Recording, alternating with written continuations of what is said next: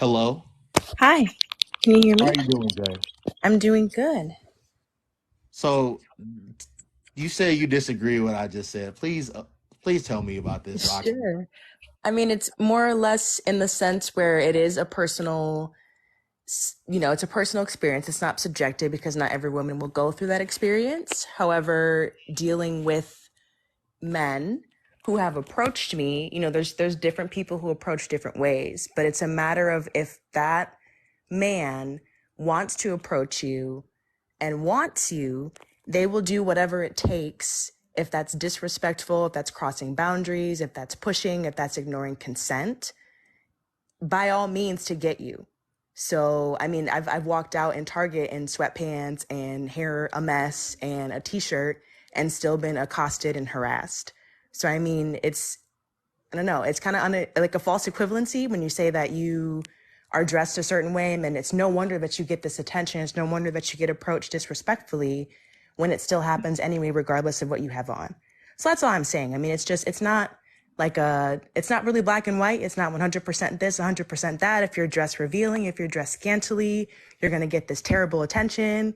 And also vice versa the other way around. If you're in sweatpants and a t-shirt and jeans or thinking that you're not dressed scantily or dressed revealing, there's still people who are going to push that boundary and are still going to push it. So that's all I'm saying.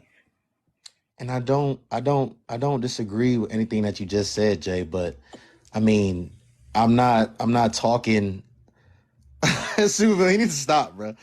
Jay, nothing is absolute. All right, so I just want you to know that I'm not saying that a woman can have a suit on and still not have men approach her or talk to her a certain way, and Hmm. vice versa. But do you believe represent how people do you believe that perception is reality and how a lot of people get that how a lot of people are perceived and how they get treated by other people is indicative of their representation for the most part? Yes, because we Okay. live in a perception based Right. society. Right. Yes. So as a woman, if you see a man that has on a tank top and I don't know, he got on black basketball shorts and some flip-flops, and then you see another man in a dress shirt and some khaki pants and some dress shoes or a suit for that matter. Like, do you think like as a woman, and it's just like an instinctive thing for most people, don't you think most people are going to perceive the man that's in the suit um very differently than the man that's in the tank top and the basketball shorts and the flip-flops? Yes. Okay. Yeah, I mean, that's just how society works. That is, it's visually based. And of course, when you see the individual who's dressed nicely, you equate that with perhaps they have a higher income or they have a nice job or they just want to Right. present themselves better. And then Right. with confirmation bias and I forget what it's called, that psychological concept where people who look physically more, attractive, you attribute better personality qualities to them as well. So they think they're nicer, they think they might treat them better.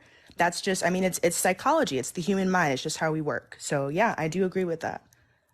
Right. So do you think most women, do you think they're going just instinctively, do you think they're going to have a higher level of respect, just instinctively, because that man that's in the tank top and the basketball shorts and the flip-flops, he may be more accomplished and successful and make more money than the man that's in the suit, but just the world that we live in, which one of those men do you think that women are going to perceive in a much higher regard and have more respect for? Based on perception Yeah. alone, Yeah. without interacting with that individual, is Yeah. definitely the person in the suit. Right. Okay. So so if women, and obviously women don't do a lot of approaching men, but in the instance, if for this example, if women are going to be approaching these two men, don't you think they're going to conduct themselves and talk significantly different to the man in the suit versus the man that has the tank top and the basketball shorts on? I think that depends highly on the individual.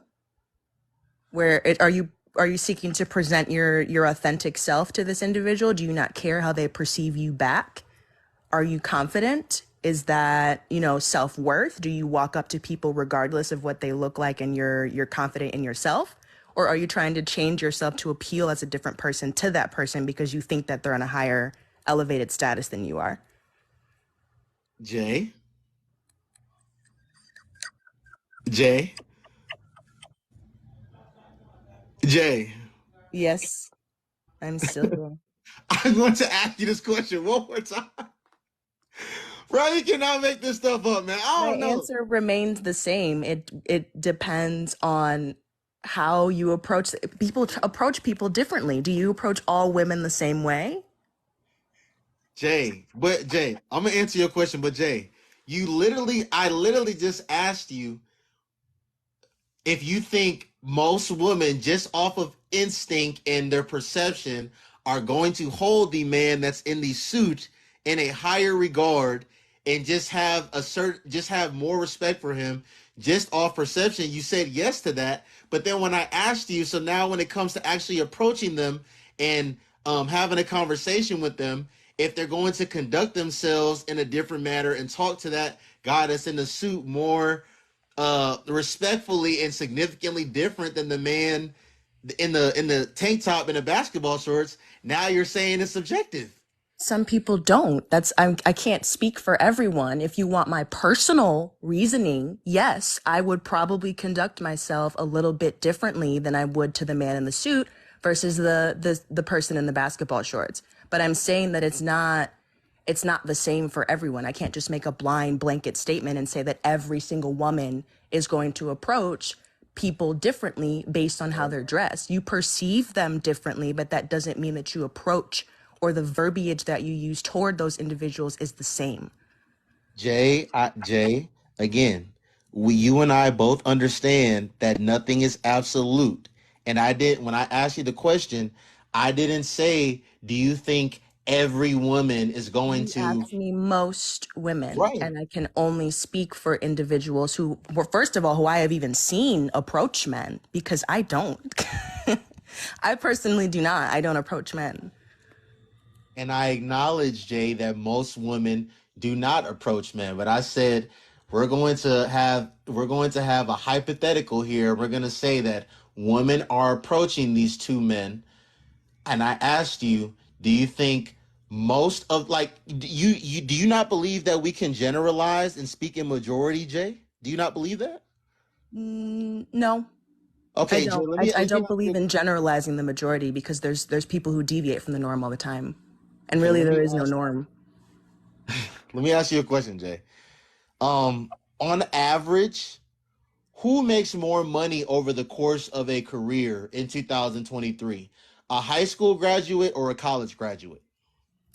Can I ask the relevancy to the topic and why we're getting into that?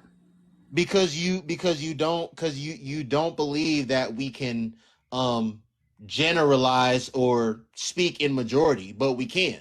So let me ask, so just answer my question. I'll get to my, so over the course of a lifetime, who on average is like, slated to make more money? A high school graduate or a college graduate? Due to evidence, college graduates make significantly more money than high school graduates do. Okay, so if I said that majority of college graduates over the course of a lifetime, over the course of a career, make significantly more money than high school graduates, I am generalizing, I am speaking for the majority, and I am 100% right. Does that mean that there are high school graduates that don't and won't make more money than a college graduate? Not at No. all. That But also right, wouldn't be 100% correct. That's what I'm saying. but That's not, Jay, it's not again, Jay, 100% Jay, accurate.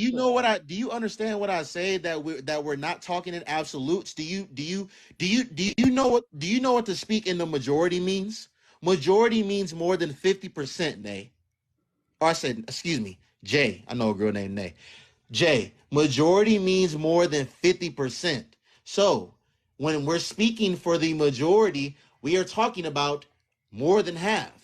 So again, that doesn't mean that there aren't and won't be high school graduates that will make significantly more money than a college graduate. That well, we know definitively that on average, keywords on average, a college graduate is going to make significantly more. So let me ask you this, Jay. If and you're not a man, but let me just see where your head is at. So we got woman A, we got woman B. Woman A got a crop top on. Her let me not even say a crop top. No, you know what? Let's say a crop top. Woman A got a crop top on. For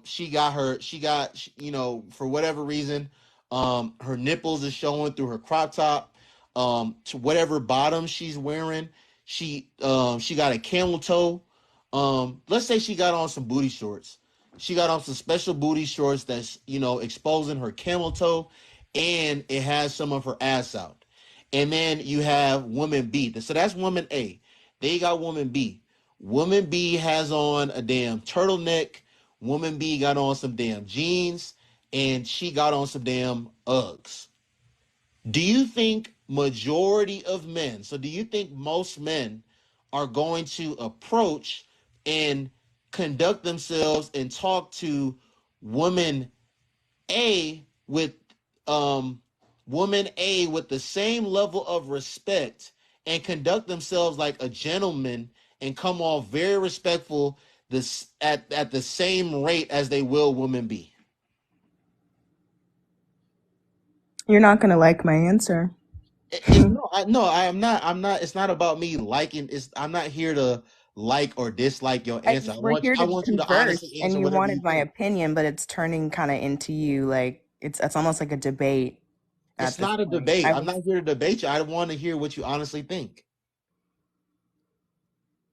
So Well, what is then your I answer think to the my question? majority of men would probably attempt to approach the woman who is dressed more modestly with the turtleneck and the jeans on than the individual who is dressed in the shorts, a little bit more scantily clad. Yes. No, I didn't ask you who you think they're going to be more prone to approach. What I asked you was the manner that they're going to approach these women, how they're going to conduct themselves, how they're going to talk to these women. Yes, So I answered and I said he would most likely be more respectful to the woman in the tank top and the jeans. you The think she's turtleneck. She was wearing the turtleneck and the jeans. She was more okay. covered up than the person with the booty shorts and the crop top on. Okay. Why do you think that is? Perception, her image. So okay, so you're able to tell me that you think most men are going to um be more respectful and conduct themselves as a gentleman more towards the woman in the turtleneck and the jeans. But when I asked you about the basketball shorts and the tank top and the guy in the suit, you're telling me that it's subjective. Why is that? Because the difference between, I mean, it's basketball shorts and a tank top. That could mean that he had just finished working out, he had just come from the gym. That doesn't mean that that doesn't perceive, to me at least, I'm not a person who would immediately label that man as poor or label him as less than because of how he's dressed. So I just don't, versus wearing revealing clothing, there's a little bit of a different standard when it comes to that, where women who are dressed scantily are perceived to be, more hood rat or conduct themselves with less dignity or less respect or less grace or less class. So I think it's two completely different kind of false cognates here. Jay, I said this. I literally said that the man that's in the tank top and the basketball shorts and the flip-flops, he could well be more accomplished, more established, more successful, earn more money than the man in the suit. But the world that we live in and perception being reality, and just people's instincts being programmed to be the way they are, um the man that's in the suit, the woman that's in the turtleneck in the jeans, they're and for most people they're automatically going to be regarded in a higher light and approached and talked to with more respect. I'm not saying it's right. I'm not saying that I agree with it, because I really don't agree with it. I I think understand. You were just asking my opinion, and that's what I gave based on my observations. And I think why I was called up to begin with is because I disagreed, because I in my personal experience have been approached disrespectfully when I have not been dressed revealing. So that's based on my personal experience where I don't think that that's true. And of course, I can't hold that to everything. We are talking about majority, where personally, I mean, speaking probably for you, you would approach the woman who is dressed more modest, more respectfully because of how she's holding herself and how she's carrying herself. I But I'm sorry. I'm sorry. Like I said, I, the way I was raised, I'm not going to approach or talk to a woman, disrespectfully because of, how she's dressed or how she's conducting herself. Me personally, I'm more likely to just either not even say anything to that woman that really don't, have any mhm. clothes on. I'm more so likely to just not say anything to her, at all. But Right, I I respect won't that. be I won't be but like, I'll be honest, I won't be disingenuous and say that I won't judge her, right? I'm not going to be disingenuous and say that I won't judge her. Like when I go outside and I see women dressed a certain way, I instinctively I do, and I'm not, I'm just human. I'm not going, because there's going to be men and women that'll say that they don't, judge people based off of their presentation. But yeah, Mhm. instinctively, I am going to judge her and see her in a certain light. But me personally, I'm not going to approach her. And even if I do have any conversation with her, I am going to give her a certain base level of respect that I would give to the woman that's, fully covered. Right. And that's, I totally agree with that because you were raised. I totally respect that where you're examining that person as an individual holistically and not necessarily how they're dressed. I respect that. Yes. Right. But do you think, I mean, so again, there's a lot of conversation about, um, you know, uh men men shouldn't really be having, an issue or a say so in what women wear, as far as them wearing, excuse me, as far as them wearing revealing clothing. And there's all these women that, like, they see women wearing clothes and dressing like how Tinashe is dressed here as empowering. Do you, and I know you say you don't go out much, and I know you said that when you do wear revealing clothing, you're only doing it for you. But again, Jay, like, you can only be wearing it for you. But like, let's be real. It's not like when you wear revealing clothing, you're not aware that you may get certain attention and certain unwanted attention from men by wearing revealing clothing, right? Well, that's the gamble that you take, definitely, because there are people who aren't going to respect boundaries and realize that, what they see is not for them and it's not for touching. And there are people who are going to push that, and that's just something you deal with. If you're wearing, a backless dress that has, the thing is hanging in the dress and you're out with heels on and you look good, there are people who are going to capitalize on the fact that you look good, and that could be compliments and that could be pushing that to a physical boundary too. So that is something that we're hyper aware of when we're out and we're dressed like that. Yes. Okay. But so as you being a woman, that you believe that, how people you believe that how people you believe that presentation, very much matters, and, how people are treated and perceived is very indicative on how they present themselves. um what exactly do you get out of wearing revealing clothing? If you know that majority of men, and I'm not saying this right, but if majority of men are gonna see you in a certain light, and not take you serious simply because of the clothes that you have on, what benefit do you see to even dressing like that in the first place? Well, if I'm out 90% of those people, I probably will never see again. So I personally, from my answer and my viewpoint, I could care less. Okay. Okay, I respect that. I respect that. Um, do you, what is your Super Bowl? You need to stop, bro. What is your did you hear what I played of Suki saying earlier? I was kind of half listening. I think she was saying something along the lines of being representation for Black women and how she was upset that everyone was. I really didn't understand her point. Essentially her point was that she is not a representation for black women. She is a representation for herself, the Mhm. same way that other black women are a representation for themselves. And she was saying that she in addition to her not being a representation for black women, that she is not um making black women look bad. She says that a lot of these black women are making themselves look bad, and they're a bad representation. They're already a bad representation of themselves. She says that their baby daddies and their husbands and just their life in general is already a bad representation. So what do you have to say to that? Thank you for the gift, supervillain.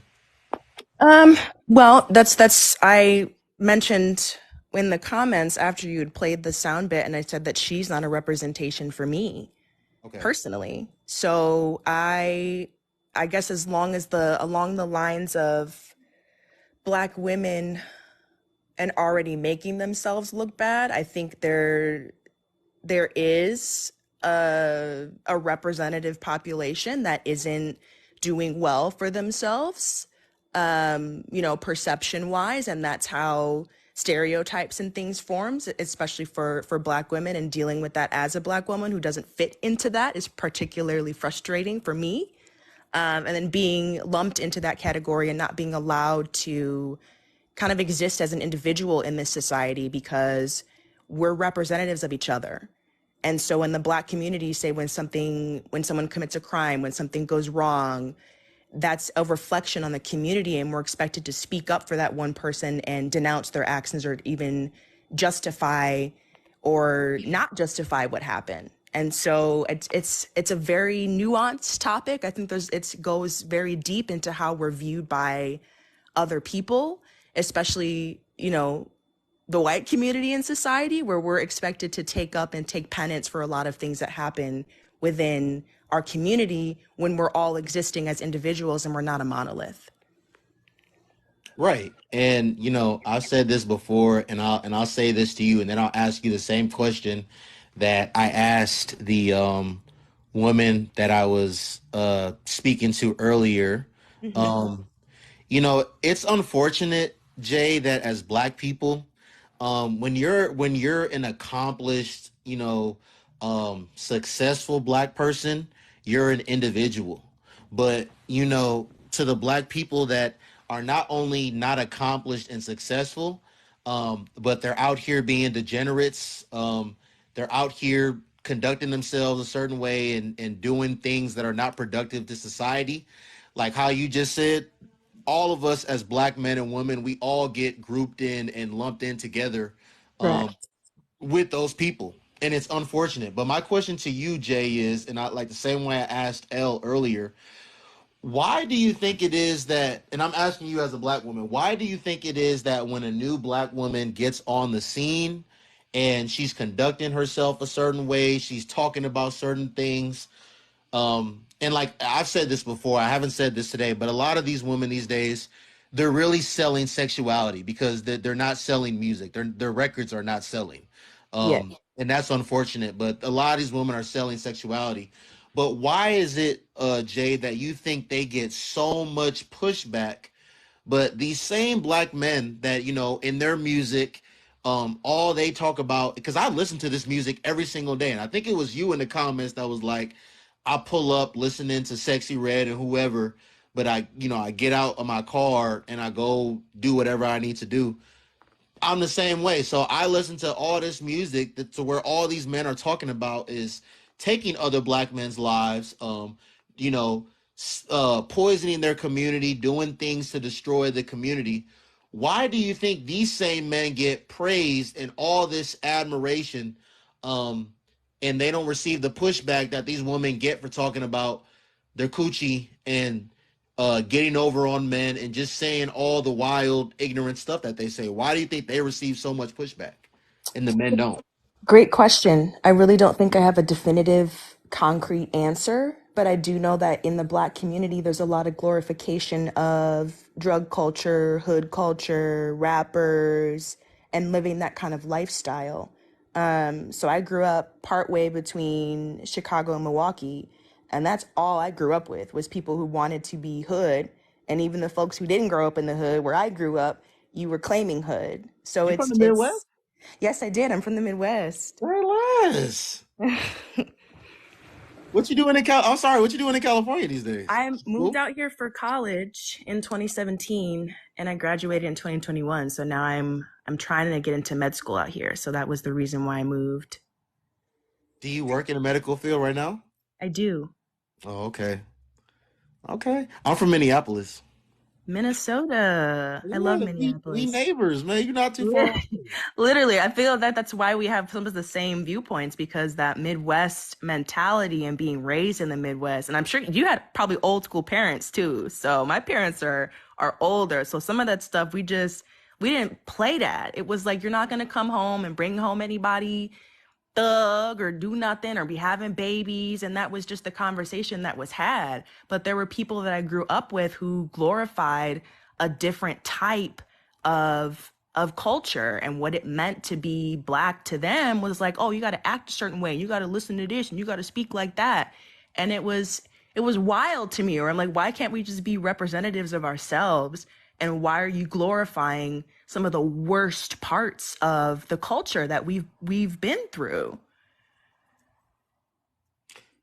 Do you think